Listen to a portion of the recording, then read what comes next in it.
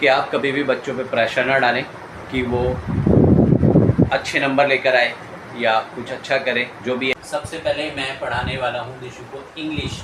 तो मैं आज आपको बताऊंगा कि आप बड़े बड़े वर्ड को कैसे पढ़ सकते हो। तो शुरू करते हैं। पहले इंग्लिश सिलेंडर जैसी शेप में। तो जब हम मैथ्स में पढ़ते हैं तो इस वाली शेप को बोलते हैं सिलेंड्रिकल शेप, यानी कि बहुत अच्छा गेम है ये, मुझे तो बहुत अच्छा लगा। आप भी अपने घर में इस तरह का कोई गेम बना सकते हैं और बच्चों को दिखा सकते हैं। तो hey guys, welcome to my new blog. तो गाइस, आज के ब्लॉग में आपका स्वागत है। चाय नाश्ता पानी हो चुका है और आज है संडे।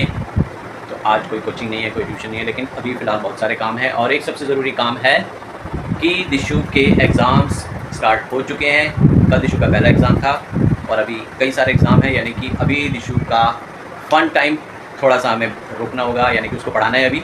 तो गाइज़, आज के ब्लॉग में आप देखेंगे कि मैं कुछ ट्रिक्स बताने वाला हूँ जो छोटे छोटे बच्चों की पढ़ाई में उनकी हेल्प कर सकती है, और वो ट्रिक्स काम आ सकती हैं, बहुत अच्छे से उनको हेल्प करेगी ताकि वो अपने एग्ज़ाम्स में अच्छा परफॉर्म कर पाएँ। हाँ, एक चीज़ मैं ज़रूर बताना चाहता हूँ कि आप कभी भी बच्चों पे प्रेशर ना डालें कि वो अच्छे नंबर लेकर आए या कुछ अच्छा करें, जो भी है। वो जैसा कर रहा है वो अपने लेवल पर बहुत अच्छा कर रहा है। आप उसके ऊपर किसी भी तरह का प्रेशर ना बनाएं, स्पेशली मेंटली प्रेशर ना बनाएं। उसको फ्रीली जो वो कर रहा है उसको करने दें। हाँ, आप उसकी मदद कर सकते हैं। अगर उसको कोई चीज़ समझ में नहीं आ रही है तो आप उसको समझा सकते हैं। तो आज मैं कुछ ट्रिक्स बताने वाला हूँ। तो पहले दिशु से पूछते हैं कि दिशु भी तैयार है कि नहीं, क्योंकि अभी उसके बहुत सारे एग्ज़ाम्स हैं, अभी रह रहे हैं। अभी सिर्फ इंग्लिश का हुआ है, कोई बात नहीं। तो पूछते हैं दिशु से। तो दिशु, आपके एग्ज़ाम्स स्टार्ट हो चुके हैं। कल फर्स्ट आपका एग्ज़ाम था इंग्लिश का। इंग्लिश के लिए भी कुछ बताऊँगा मैं, ताकि बच्चे उसमें अच्छा कर पाएँ। तो क्या आप तैयार हो पढ़ाई करने के लिए? एग्ज़ाम आ गए हैं, एग्ज़ाम। सबसे पहले मैं पढ़ाने वाला हूँ दिशु को इंग्लिश। तो मैं आज आपको बताऊंगा कि आप बड़े बड़े वर्ड को कैसे पढ़ सकते हो। तो शुरू करते हैं पहले इंग्लिश से। और ये ट्रिक आप ना अपने बच्चों के साथ, या आपके घर में कोई छोटे बच्चे हैं, छोटे भाई बहन हैं, आप उनको भी इस तरीके से पढ़ा सकते हो। और भी ट्रिक्स होती हैं। आपके पास कोई ट्रिक हो तो आप हमें कमेंट करके सजेस्ट कर सकते हैं। तो सबसे पहले ट्रिक कि छोटे बच्चों को बड़े बड़े वर्ड, जो इंग्लिश में बड़े बड़े वर्ड्स आते हैं, उनको कैसे पढ़ाएं। तो एक एग्जांपल के लिए मैं एक वर्ड लिखता हूँ, जैसे EROPLANE।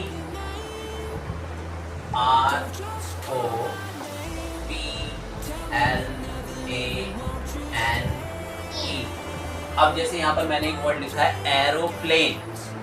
तो एरोप्लेन की स्पेलिंग होती है AEROPLANE। तो अब इस इतने बड़े वर्ड को बच्चा एकदम से नहीं पढ़ सकता, तो उसके लिए आप एक ट्रिक कर सकते हैं। तो आपको क्या करना है कि एक लाइन खींच देनी है। जैसे मैंने इस वर्ड को दो हिस्सों में डिवाइड कर दिया। पहला हिस्सा इसका है एरो, AERO, इसको पढ़ेंगे एरो।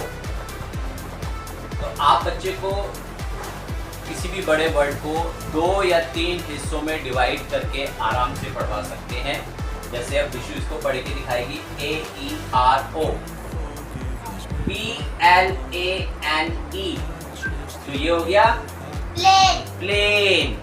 तो इतने बड़े वर्ड को आप आसानी से पढ़ सकते हैं। ये ट्रिक यूज करिए। आप अपने घर में जो भी छोटे बच्चे हैं, इसको 2 हिस्सों में डिवाइड कर दो। अगर और बड़ा है तो उसको 3 हिस्सों में डिवाइड कर सकते हैं।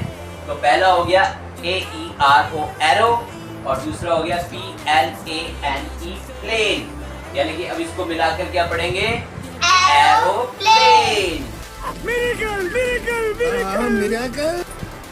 तो गाइस, अभी मैं आपको दिखाता हूँ कि हम दिशु को रीडिंग भी कराता हूँ मैं इंग्लिश की। तो दिशु आपके सामने रीडिंग भी करके दिखाएगी। दिशु को मैंने वैसे ही पढ़ना सिखाया जैसा मैंने अभी आपको बताया, कि बड़े वर्ड्स को आप 2 या 3 हिस्सों में डिवाइड करिए और बच्चे के साथ साथ आप रीडिंग भी करिए। ठीक है? उससे क्या होता है, बच्चा प्रोनाउंसिएशन भी सीखता है। तो अब देखो, दिशु आपके सामने पढ़ेगी।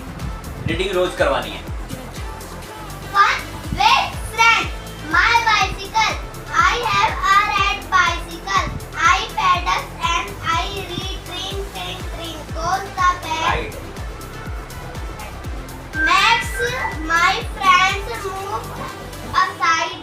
The seat in blue in the color. The tire and pedals are black. Sometimes fast, sometimes slow. But my bicycle is always on track. To keep my bicycle moving, or I need is some tail. तो guys, अभी हमने पढ़ा English, और अब मैं कुछ tricks बताऊंगा जिससे आप अपने बच्चों को मैथ्स में कुछ शेप्स के बारे में नॉलेज दे सकते हो। तो अभी मैं दिशु को बताऊंगा। यहाँ पर मैंने कुछ चीज़ें बनाई हैं जो हम सबके आसपास होती हैं और हमारे घर में भी होती हैं, और मैंने यहाँ पर कुछ शेप्स भी बनाई हैं। तो आप छोटे बच्चों को कैसे बता सकते हो कि ये कौन सी शेप का है। जैसे कि आप यहाँ पर देख रहे हो, मैंने यहाँ पर बनाई है एक घंटी यानी कि बैल बनाई हुई, यानी कि घंटी जैसे मंदिरों में होती है, ठीक है। तो अब हम बता सकते हैं कि घंटी की शेप जो है वो मैथ्स में अगर हम पढ़ाई करते हैं तो वो कौन सी शेप में जाती है, तो वो जाएगी कोन वाली शेप में, ठीक है। क्योंकि घंटी की शेप कैसी होती है, ऐसे। कैसी होती है घंटी की शेप, ऐसे, ट्राइंगल वाली, यानी कि कोन वाली शेप होती है उसकी, ठीक है। उसके बाद आती है हमारी ढोलक। अगर आप देखेंगे ढोलक, दिशा ढोलक लेके आना। देखो गाइस, अगर हम देखेंगे, जैसे मैंने यहाँ पर बनाई है ढोलक, आप देख सकते हो, देखो ढोलक बनाई है मैंने, है ना। तो ढोलक की शेप कैसी होती है, सिलेंडर जैसी शेप में। तो जब हम मैथ्स में पढ़ते हैं तो इस वाली शेप को बोलते हैं सिलेंड्रिकल शेप, यानी कि सिलेंडर जैसी शेप वाली, तो इसको बोलते हैं सिलेंड्रिकल शेप। तो आप बच्चों को बता सकते हैं कि आपके घर में जो सिलेंडर है, ढोलक है, या इसकी जैसी शेप की और भी चीज़ें हैं, तो आप उनको क्या बताएंगे, ये कौन सी शेप है, सिलेंड्रिकल शेप, ठीक है। उसके बाद मैंने बनाई है यहाँ पर शहनाई।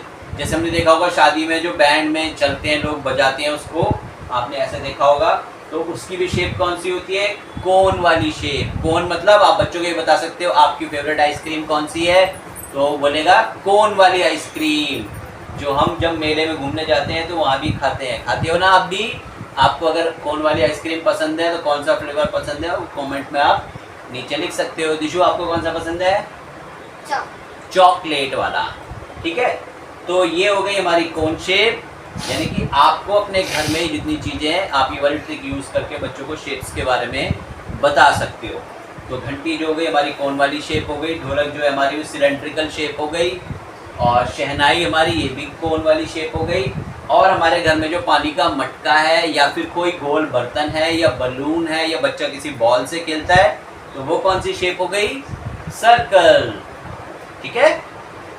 तो गाइस अभी मैं पढ़ाने वाला हूँ दिशु को हिंदी।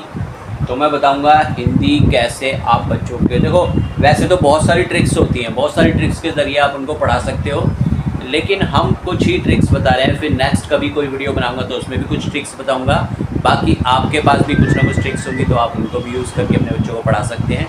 ज़रूरी नहीं है कि जो हम बता रहे हैं वही करना है, बट ये तो एक बस ब्लॉग इसलिए बनाया है कि जो भी लोग मेरे वीडियोस देखते हैं, जो बच्चे मेरी वीडियो देखते हैं, या फिर जो पेरेंट्स देखते हैं, तो वो अपने बच्चों के साथ में पढ़ाई में, खेल में इस तरह की ट्रिक्स यूज़ कर सकते हैं, और घर की चीज़ों से ही आप उनको पढ़ा भी सकते हैं। तो दिशु की मम्मा ने दिशु को हिंदी पढ़ाने के लिए एक वचन से बहुवचन कैसे बनाए जाते हैं, बच्चों को ये ट्रिक सिखाने के लिए एक बहुत अच्छा गेम बनाया है एक्चुअली में।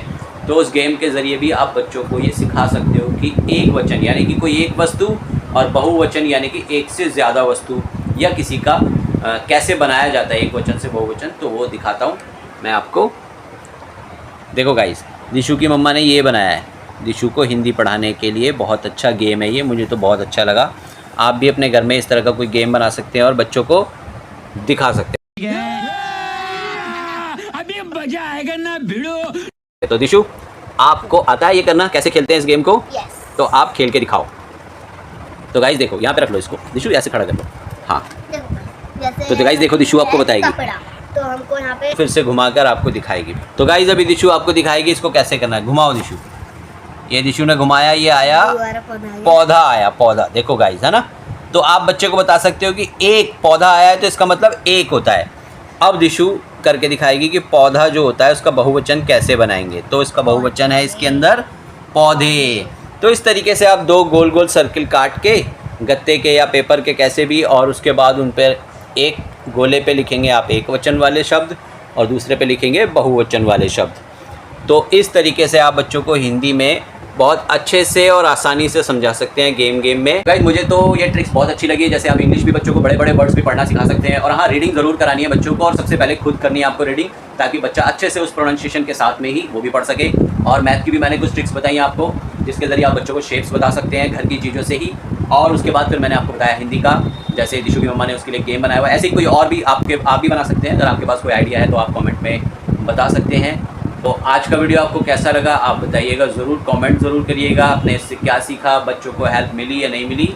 दिशु से पूछते हैं, दिशु आपको मज़ा आया आज की ट्रिक्स से पढ़ने में? बहुत मजा आया। हाँ, तो अभी आपके एग्ज़ाम स्टार्ट हो चुके हैं, अच्छे से पढ़ाई करनी है, ठीक है, और प्रेशर नहीं लेना है, बस अच्छे से पढ़ाई करनी है और अच्छे से एग्ज़ाम भी देने हैं, ठीक है। तो गाइज़, अगर आपको आज का ये ब्लॉग अच्छा लगा है तो आप उसको दोस्तों के साथ शेयर करें, और वीडियो पसंद आए तो उसको लाइक भी करें और कमेंट कर सकते हैं आप, अच्छा बुरा जैसा भी आपको लगता है। अगर हमारी वीडियो में कुछ कमी लगती है तो आप उसमें कमेंट करके ज़रूर बताइए, ताकि मैं अगली बार उसको इम्प्रूव करूँ। देखो, मेरा वीडियो बनाने का मकसद सिर्फ इतना सा होता है कि एक तो खेल खेल में दिशु उससे सीख भी जाती है, और इसके ज़रिए अगर आप लोग भी हमारी वीडियोस से सीखना चाहते हैं तो आप भी सीख सकते हैं। बहुत सारी ट्रिक्स हैं, और अगर आपके पास कोई ट्रिक है तो आप भी बता सकते हैं।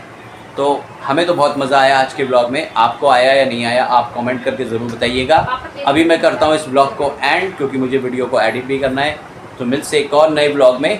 With this, thank you so much, tata, bye bye, good night.